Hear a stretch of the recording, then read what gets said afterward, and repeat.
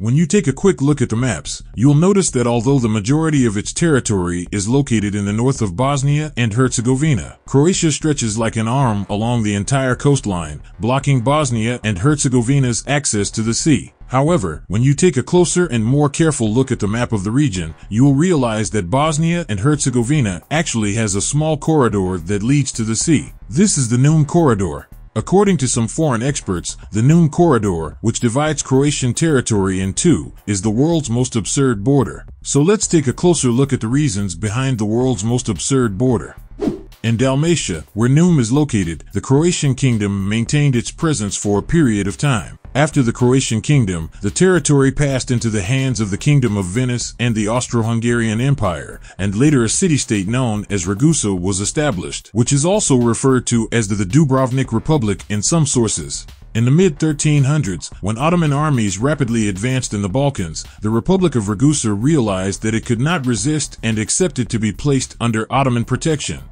The Republic of Ragusa was a city-state entirely engaged in trade, and its biggest rival was Venice. In 1683, when the Great Turkish War between Ottoman and Holy League broke out, the people of Ragusa feared the occupation of their country and gave Neum, a small fishing village, to the Ottomans. Their aim was to create a buffer zone between them and Venice. They also succeeded in this and were not occupied. Although the Republic of Ragusa disappeared into history and the Ottoman Empire eventually became weak and began to lose control over the Balkans, Bosnia and Herzegovina, to which Neum is attached, remained under Ottoman control until 1908. Later, the region came under the control of the Austro-Hungarian Empire, and shortly thereafter, Yugoslavia was established. While under the rule of the Austro-Hungarian Empire and Yugoslavia, the town of Neum was an internal border and therefore did not pose a problem. After the dissolution of Yugoslavia in the 1990s, the Dayton Agreement was signed to end the war in Croatia and Bosnia, leaving the Adriatic coast to Croatia. However, the Neum Corridor, which was inherited from the Ottoman Empire, was given to Bosnia and Herzegovina as its only access point to the sea. As a result, Bosnia and Herzegovina became the independent country with the world's second smallest sea border, after Monaco, consisting of the 21-kilometer-long Neum coastline. During the negotiations for the peace agreement, the first president of Bosnia and Herzegovina, Alija Izetbegović, placed particular importance on Neum and made great efforts to ensure that it remained within their borders. At the same time, the then president of Turkey, Süleyman Demirel, also exerted pressure on the international stage for Bosnia to have access to the sea. This was because there is a historic friendship between the Turks and the Bosniaks, which still continues today.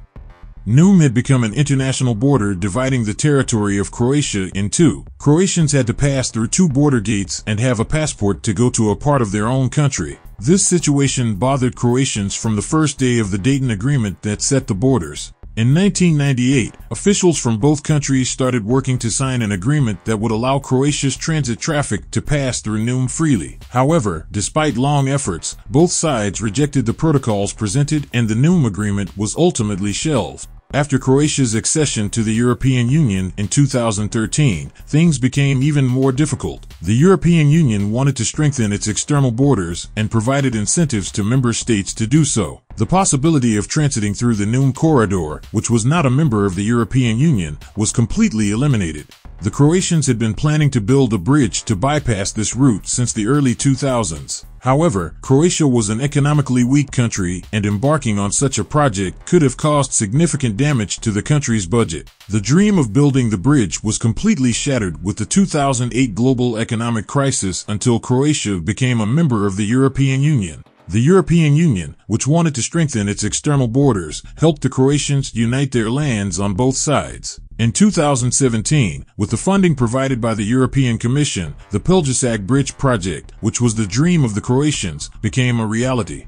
Construction of the Pelješac Bridge started in 2018 and it was opened for use in 2021. It connects the city of Kamarna on Croatia's mainland with the Pelješac Peninsula. The area where the bridge is located is also very close to the Neum Corridor. However, the bridge has also sparked controversy as it is designed to obstruct Bosnia and Herzegovina's access to open seas. The height of the bridge is 55 meters, which will prevent large vessels from entering Bosnian waters. It is worth noting that although Bosnian authorities have a coastline, they have not built a port to this day. Since their independence, they have relied heavily on the port of Ploče, which is 40 minutes away in Croatia, for their shipping needs. Bosnian officials of Croatian descent have made statements in favor of the construction of the bridge, which has made them influential in the country's politics. Bosnian Croats hold significant political power in the country. Bosniak politicians, on the other hand, have taken a clear stance against the construction of the bridge, but have not been able to make it a part of the country's international policy. Their statements have remained a part of domestic political disputes. Many high-ranking Bosniak politicians and officials hold dual citizenship, both Bosnian and Croatian. Some of them also have investments and properties in Croatia.